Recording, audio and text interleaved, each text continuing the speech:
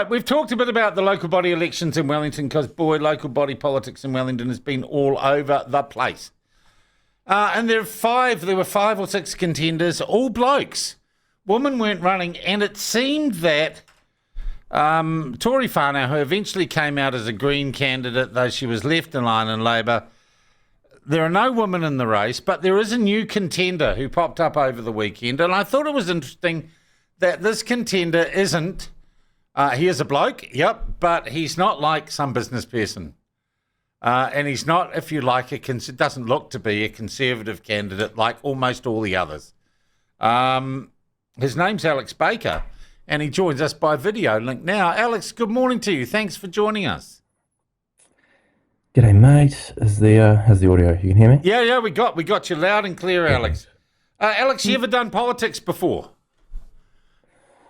Oh, I've never done politics before. What on earth made you decide to give it a crack in this particular city at this particular time then? Oh, for anyone who's on the radio, I'm sort of facing my palm at the moment. What made me decide to give it a crack?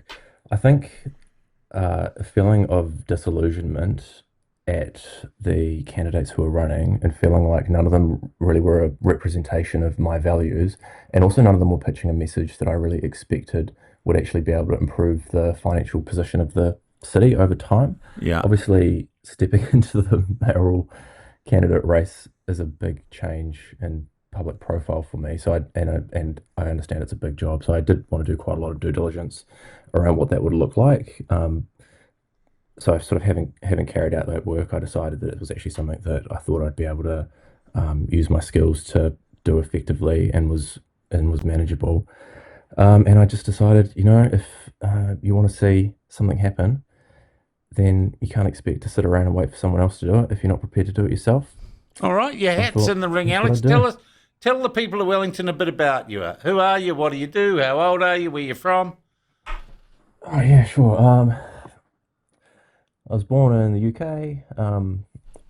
My mother's from Leicester, so I was very, very happy to see the Foxes win the Premier League all those years ago. Okay. Moved to Lower Hutt when I was 2, moved to Wellington when I was 20. I studied at Vic Uni, started out doing economics and corporate finance, switched to accounting and commercial law, worked at KPMG in Wellington for 5 years. Did professional qualification to become a chartered accountant while I was there. I worked in audit and corporate finance, so doing obviously auditors, corporate finance, mergers, acquisitions, due diligence, and corporate strategy work. Went to work at Housing New Zealand, actually in their strategy and investment team. Moved into sustainability there about 5 years ago. Built up the sustainability resource management structure and investment programs at Kāinga Ora over time, and finished up in that role as director of sustainability 2.5 weeks ago. Yeah. I've a couple of small children. It's the reason I look a little bit tired. One of them's 4 months old. We've all been there, I'm sure. Like the outdoors. Are you a greenie? Hunting, would we call you a greenie if we were looking to slot you in a box? I mean, You ride a bike? What sort of box? Yeah, I ride a bike. Do you have the kids on the back of the bike, one of those kid seats? Yeah. Yeah, okay, I can see it. Sorry, that was just a wild guess. No, it's all good. I do strongly support progressive programs being delivered in our city, but also, as sort of explained, do have a strong background in the commercial space. So I really want to make sure that the city does invest in things that I believe will drive progress and make it a better place to live, cheaper, more efficient. Do you have some but I want that to be done. Sugar daddy paying you money? Is anyone supporting you? Have you got some political patronage going on here, mate? No, I don't. I did get a donation yesterday. Well, so how much? First cab off the rank, $20. $20? That doesn't have to be declared. I think you'd be okay. So that was a great sign of support, actually. I was really happy about that. My campaign expenses so far probably reflect the approach that I would actually take once in the city, if I was successful in getting onto council or as mayor, which is that I really want to be judicious about spending money in places that I think are going to make a difference. What ward are you standing in?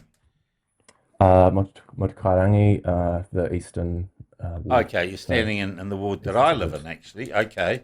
Yeah, yeah, exactly. Alex, it's quite late to leave your run, mate, and announce your candidacy. What happened? Did you Well, have this?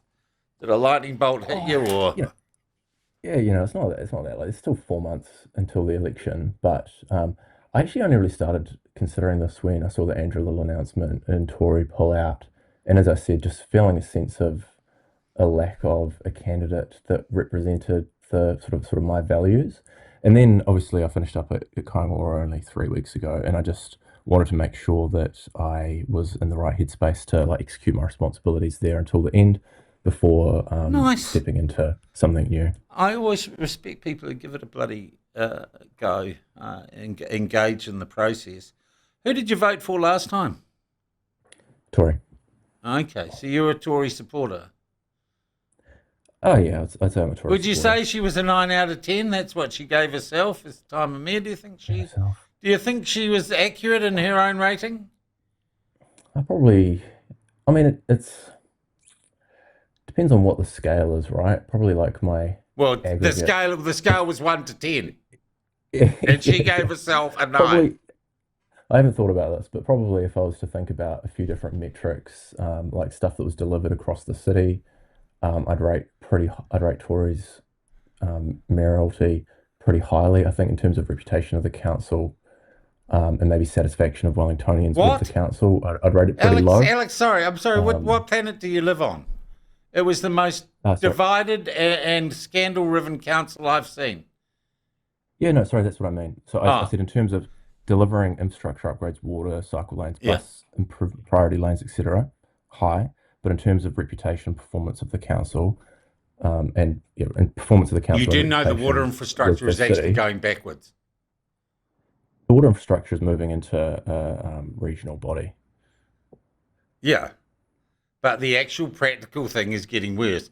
Nick Leggett explained it. He said, what was it, about 5 months ago, we hit the best day we were going to have in terms of keeping ahead for the next 15 years of the problems with the infrastructure. It's been a bloody Are you talking about, disaster. are you talking about leaks or are you Yeah, talking yeah. Well, about leaks and the investment in fixing deferred of the maintenance infrastructure. non-renewals? Nick Leggett said Yeah. that was the sweet spot, and we're continue playing catch up from now on. That was like I the mean, the high city has watermark, if you'll excuse the pun.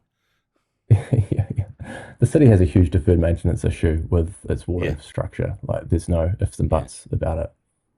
Okay. Do you have? And I asked this of Andrew Little when he announced his candidacy, because it is relevant to the voters of Wellington.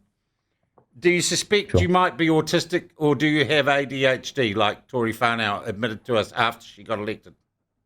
I don't. You don't have? Do you have any psychological problems or issues? No. Do you have an No, alcohol problem? I don't have an I don't have an alcohol problem. Okay. I do enjoy a good Wellington craft There's beer though. nothing wrong with that. That's not a problem. That's a Yeah, plus. thank you. Um, It's a a- contribution to the and local you don't have economy, Joe. imposter syndrome, Imposter syndrome. no, or unresolved childhood trauma. No, no No. Okay, unresolved that's good. So childhood that's trauma. not an excuse if you get elected and suddenly you're up at Havana Bay. You can't say, "Oh, I think I had ADHD because I asked you." Um, All right, if you you can hold me couldn't to vote account, for Joe. yourself, who would you vote for out of the current lot? I mean, this is part of the reason that I ran, right? Because I was looking at the group and I was like, I am highly politically engaged. And I was looking at the group and I was like, man, I don't know if I can vote for any of these guys. And then I was just thinking, well, there's got to be a lot of people across the city who are feeling that way. Yeah. Um, and that's why I like success, right? Um, what is success in a campaign like this? And I think part of it has to be about like making sure that there's the opportunity for constituents to have like a proper debate about some of the strategic issues facing the city and some of the solutions to that. So I think if I can get some of that conversation into the public forum, then I'll be pretty happy. In terms of who I'd vote for, if not myself, I don't know. Is any other progressive candidate going to enter the mix in the next 4 months? What does progressive mean, for goodness sake, Alex? What does progressive mean to your mind?